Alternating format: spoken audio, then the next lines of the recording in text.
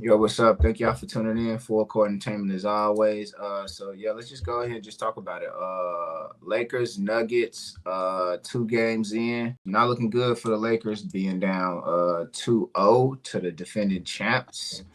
And maybe they get in one game, maybe they don't. Long as they don't get swept like they did last series, I think it's not gonna be as bad. But if they get swept again, I'm pretty sure a lot of people are getting breaking their leases and getting fired. Who?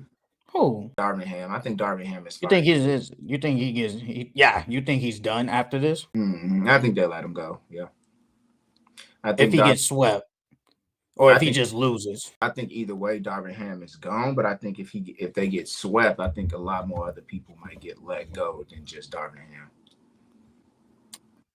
I mean, I wouldn't say he leaves. I think it's just how it is. Like if they lose these next 2 games, like get blown out. Okay, maybe. If they're competitive like the last two, I think he stays for another year. The Nuggets, honestly, we have been playing a little bit better than them. It's just they've been executing late down the stretch. Like we had a 20-point lead. I'm gonna just start from game one.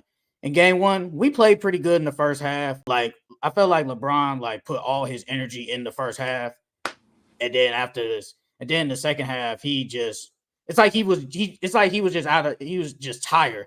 Like I saw him not going to rebound, not being aggressive like how he was in the first half. AD did what he was supposed to do. Once again, I'm gonna say it. D'Lo didn't do nothing in game one. Austin Reeves didn't do nothing in game one. Rui didn't do nothing in game one. That's it. But the Nuggets beat us. And in game two, I D'Lo played amazing. He played amazing. He hit 7 3-pointers. He hit like 5 in the first half, I think. AD came out aggressive. I think he had like 24 in the first half. He really didn't like do nothing in the second half. Like in the fourth quarter, you got to be aggressive. You can't just take one shot. Like you're basically our best player. Like because I don't see Jokic not taking just one shot in the fourth quarter. Like that doesn't happen.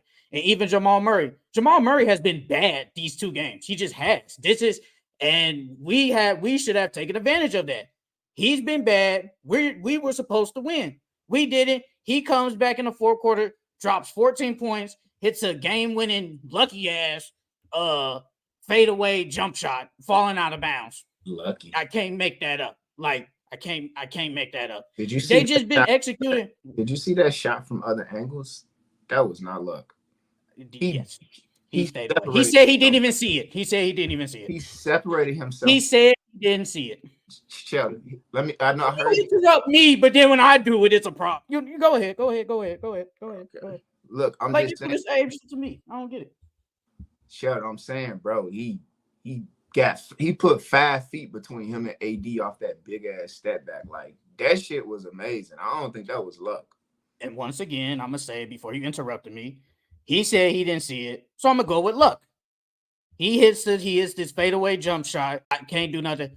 Why did LeBron take a 3-pointer with 13 seconds up on the shot clock?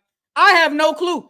And the only reason I think he did that is because he saw that he was just so wide open. He shot the ball. But there's no way you don't do that. And plus, I don't know. I'm gonna say LeBron, like that's your fault. But Darvin Ham or LeBron James, y'all had 2 timeouts left. Just call a timeout and reset. Just reset. You had 2 timeouts left. That's like, because I'm looking, I was like, what are they doing?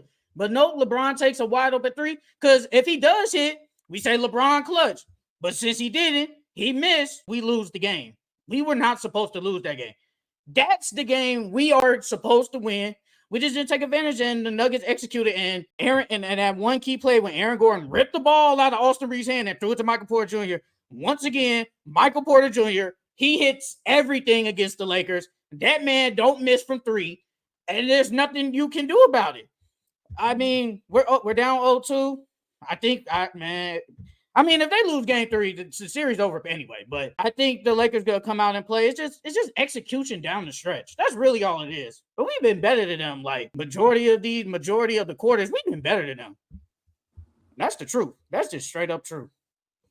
From what I got from the series with the Lakers and the Nuggets, honestly, I think the Lakers game one, they were atrocious. I think they just had to acclimate to, first of all, just the altitude, and they had to acclimate, honestly, to just playing against a much better team than what they've been playing against down the stretch. If that was last few regular season games, and in the play-in game, they had to make that adjustment. Now you're playing against a complete cast. It's not just going to be a one-man show just pummeling you from within the half-court offense. And I just think that first game, they weren't going to win that first game. I don't care how good anyone plays. The Nuggets were going to set the tone. First of all, Mike Malone, he hates the Lakers. He lets it be known. Honestly, he hates how much media coverage they get. So to them, playing the Lakers is like that's they FU to the like popularity amongst teams that don't deserve to be popular. And I just think Jokic too, honestly, feeds into that, especially with the group, not the group outfit, the outfit from Despicable Me, him putting that on, having fun, and like that's just his version of the standing on business, I think. But he's Serbian, that's his Serbian version of it. So game one was just really they were gonna get stepped on either way. Now, game two, I think the Lakers had to treat that like win or go home. They had to treat that like an elimination game. I think they came out, they played a great, excellent 46 minutes of basketball, but those last 2 minutes of basketball, it really just went down. First of all, I think the game, it falls down on Darvin Ham's fault. You can't get those guys to play any better on the court. It doesn't matter if you want to say Taurean Prince hits a three and they're up. The game of basketball doesn't work like that. The game, they lost the game when Darvin Ham refused to use the challenge. They had 2 timeouts left. They had a challenge. You win or you lose, you still get a timeout. You still get a timeout. He didn't use it. LeBron James, the type of physical game they're already playing, he makes the challenge, the call doesn't happen. Boom. The momentum doesn't keep swinging in Jamal's favor. The same exact foul happened. LeBron get brushed on the arm, yells, run down court. Get back in the game, Brian. They're not gonna revert. They're not gonna call timeout and reverse the call for you right then and there. Just lock in. You've been playing long enough. You know how the game go. Then from there, it's just like it was nothing you could do. Like they got this Jamal. He didn't even get a favorable switch because he ended up getting AD on him. Man, that's their best defender. Then you get LeBron James right there on the help too. He's smart. He just stole the ball from him not long ago. Come down, flush it.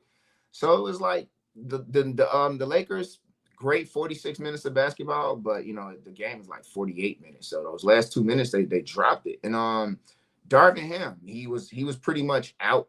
He got out coached. Because that's your job. You make the call to use the challenge. LeBron was looking on him like what's going on while we're not using it. And you know what it is? The Nuggets look like they sped it up. Everyone got to the line. They followed routine. Boom, you can't challenge after the first shot.